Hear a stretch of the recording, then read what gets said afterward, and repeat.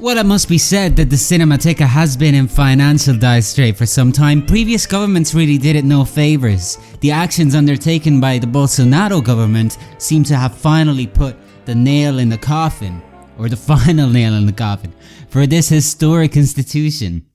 According to Sao Paulo-based film critic Felipe Furtado, the Cinemateca's position rapidly worsened under Jair Bolsonaro, who came to power at the start of 2019.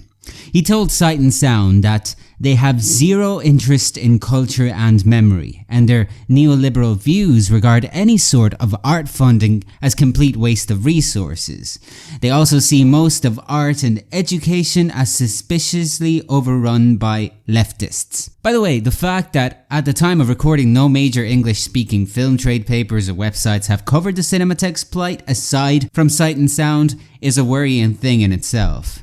But as far as Bolsonaro is concerned, why would he be interested in harming the arts and cultural sector? Well, as mentioned, Bolsonaro is a highly controversial figure of the far right. Art, of course, has power and resonates with people. It also broadens people's horizons, opens their minds, and gets them thinking. Now, this is obviously something that an extremist government would not want people doing. A government that's interested in controlling as much of its population's life as possible would most likely want to control all narratives of its own country. By doing so, it will not only look to produce new stories, but also do its best to repress the older ones. That's what the Bolsonaro government did with the Cinemateca, although they were quite deceitful about it.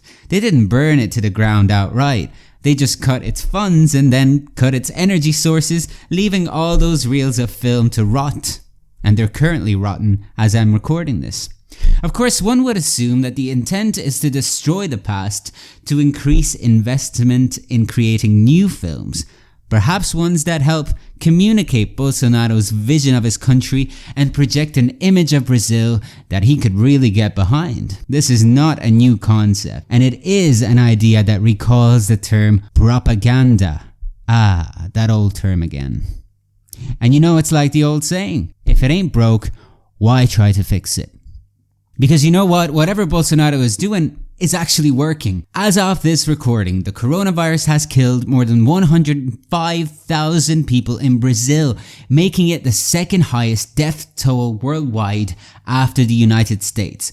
Several jobs were lost during this period, but it doesn't matter because a survey revealed that Bolsonaro's popularity is at a record high, showing that his popularity has surged 5 points from June to 37%, while his disapproval rating plunged 10 points to 34%. And why am I not surprised?